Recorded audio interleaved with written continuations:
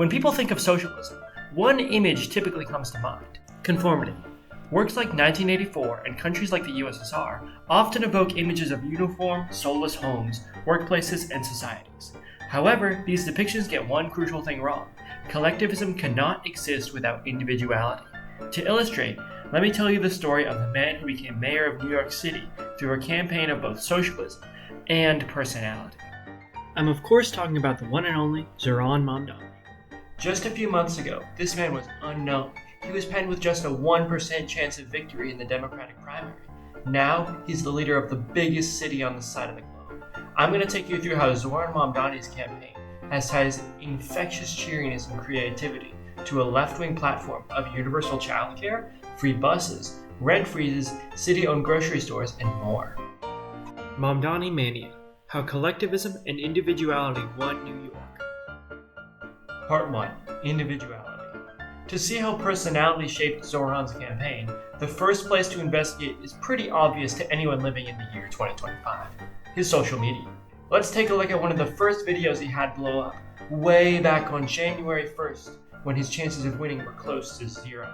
I'm freezing your rent as the next mayor of New York City. Let's plunge into the details.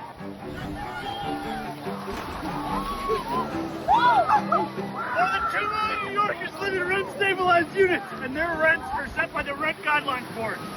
This is what makes Zohran stand out from the crowd. He's a really fun guy.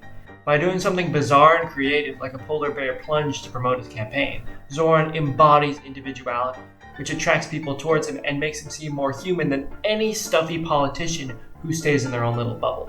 This was the start of his campaign, but what about in June when he was competing in the primary against Andrew Cuomo for the first time? Eid Mubarak, Mubarak, Eid.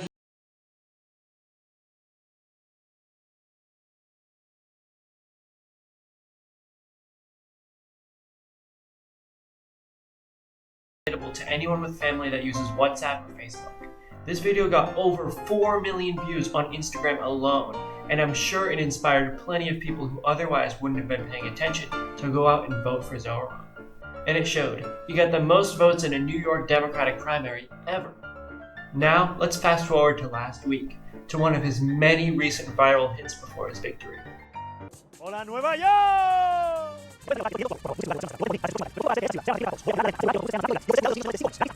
Cuando miramos una visión de... No, okay, ya, córtalo. We cannot spend all day doing this again. Duramos como 3 horas la última vez. Sobre todo para los latinos. Sobre todo, okay. Lo siento, yo no hablo español muy bueno. Él está corriendo para el alcalde. It's better if you can like hit. Pero nunca dejar. Only one new word in here. The only new word is here is ponga. Every other word you've said a bunch of times. All the words are new. Every time the words are new. Por favor, cerrado. Cercano. What's cerrado mean? Close. Okay. So don't find your closed voting. Bien. ¿Want to split it up then? Sí, dale. Juntos podemos luchar por un Nueva York que proteja a todos que hacen grande esta ciudad. Una que luche contra la administración Trump y ICE. Y una que asegure que todos puedan pagar comida y techo. Para ellos y sus familias. Nueva York, ahora es nuestro momento. Encuentre a su lugar de votación y vamos a votar por Zohran. Perdón, Zohran. Porque merecemos una ciudad asequible y fuerte y debemos comenzar ahora. A la comunidad latina, gracias. Espero recibir su apoyo. This is how it's going to end. It's so outrageous, honestly. This is how he puts the titles up. This video not only continued to show Zohran's individuality with his joyful mannerisms and optimism, but it also showed his humanity. People love to see someone they can relate to, and the process of learning a language is, well, very relatable. This helped him get his message across and gave him yet another boost in the election. Part 2. Collectivism. I'm sure you had some sort of knowledge of the individuality of Zohran's campaign coming into this video, but what do I mean when I call him a collectivist? Well, to put it one way, collectivism is a philosophy that advocates for institutions to be owned by the public and operated exclusively for its benefit. Collectivists prioritize universal access to essential services like food, water, shelter, healthcare, and education. These pillars of collectivism have been key to Zohran Mamdani's victory. Let's see how by looking at his top priorities and giving them a little bit of analysis. Universal childcare. One of the hardest things to balance for working class families is taking care of children whilst making money to pay for all the costs of life. Parents usually have to shell out hundreds or even thousands of dollars per month to send kids to daycare while they work, which means they have to work even more to keep up with the cost. This, along with all the other extreme tolls of the whole raising another human being experience, has led to an exodus of new parents from New York City. Zohran wants to help these parents as much as he can, and the process in which he will do so shows exactly what it means to be a collectivist. The best way to keep families in New York City is to make it cheaper to raise one here. That's why since the beginning of this campaign, I've championed universal childcare, making a commitment to deliver it to New Yorkers with children as young as 6 weeks to 5 years of age. Here are some staggering statistics that show why this is such an urgent fight. First, more than 80% of families with children under 5 cannot afford childcare in New York City. Second, this also has a major cost to our economy. The lack of universal childcare has cost our city's economy more than $20 billion in the last few years alone. My administration will address this crisis by providing no-cost childcare to families with children as young as 6 weeks up until they're 5 years of age. To do this, we'll open more centers, using city space to open more centers, co-locating within the DOE wherever possible, subsidizing commercial rent, and easing the regulatory burden to make it easier to get permits. We will also make sure that all early childhood educators get paid a living wage, on par with DOE teachers. And we'll ensure that existing childcare providers have the resources they need to stay open, including streamlining the process so childhood centers are fully paid by the city and paid on time. We will also subsidize childcare at home for families who prefer to have a trusted neighbor or relative take care of their child. Public transportation should be free. It's owned by you and paid for you through your taxes. So why should you have to pay again when you're getting on?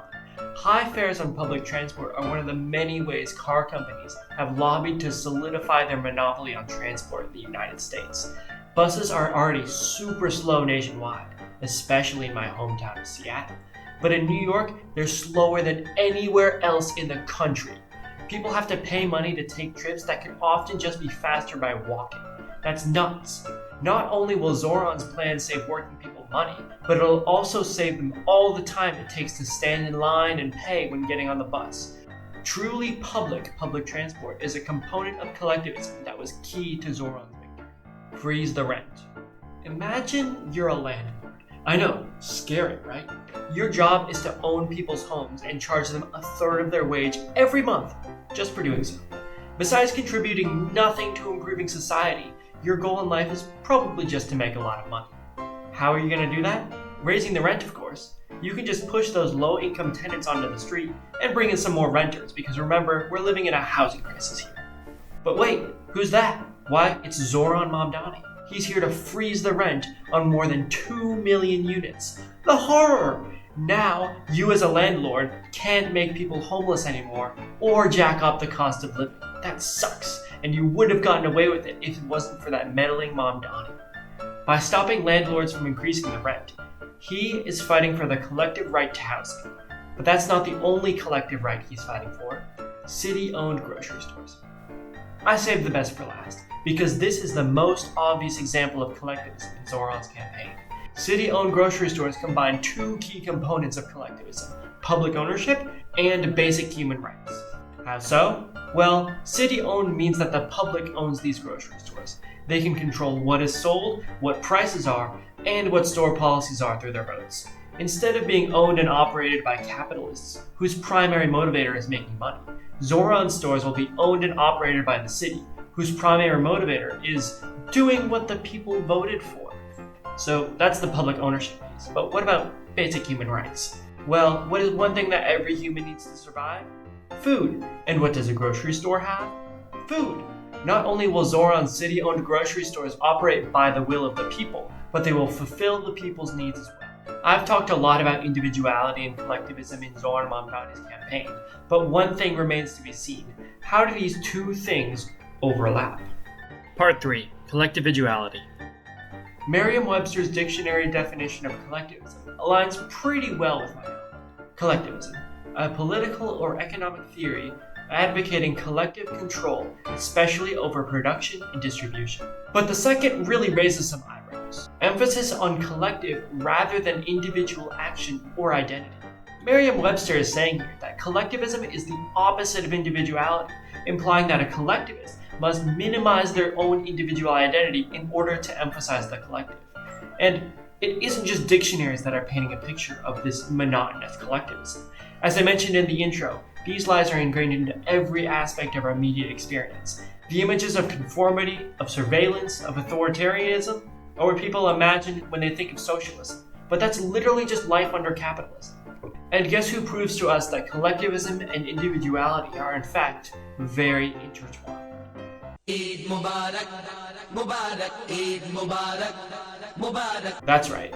Our old pal Zohran shows us exactly why this dictionary definition of collectivism is wrong. He's joyful, he's fun, he's a bundle of personality, and yet he cares deeply about his community. And his policy agenda puts working people above all else. And this is no coincidence. Though figures like Trump, the problem with Ron DeSanctimonious is that he needs a personality transplant, and those are not yet available, have used their individuality to push an agenda of laissez-faire capitalism, authoritarianism, and divisiveness, Zohran shows that there are two sides to that coin. He has used his individuality for good. Let's take a look at one final example of how Zohran combined individuality and collectivism to a T.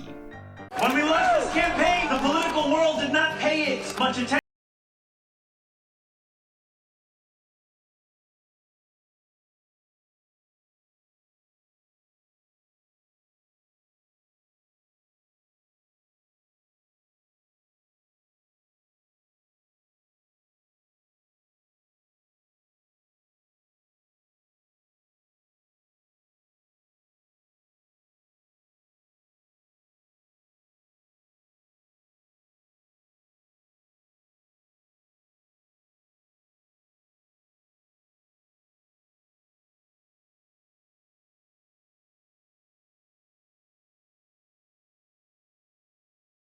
Deliver. Oh, the times they are a-changing. This, my friends, was your movement. It's clear that capitalist media's image of soulless socialism is misleading, as Zohran Mamdani shows how shared humanity and personality are what drive left-wing movements across the globe. Now, the question is, who will be the next bundle of joy to bring us towards that horizon, to help us towards the path of collective liberation? It could be you, it could be me, it could be any one of us. As long as we continue to care deeply about each other and prioritize the interests of the collective while still embracing what makes us, us, the sky is the limit. So let's go reach out and grasp it.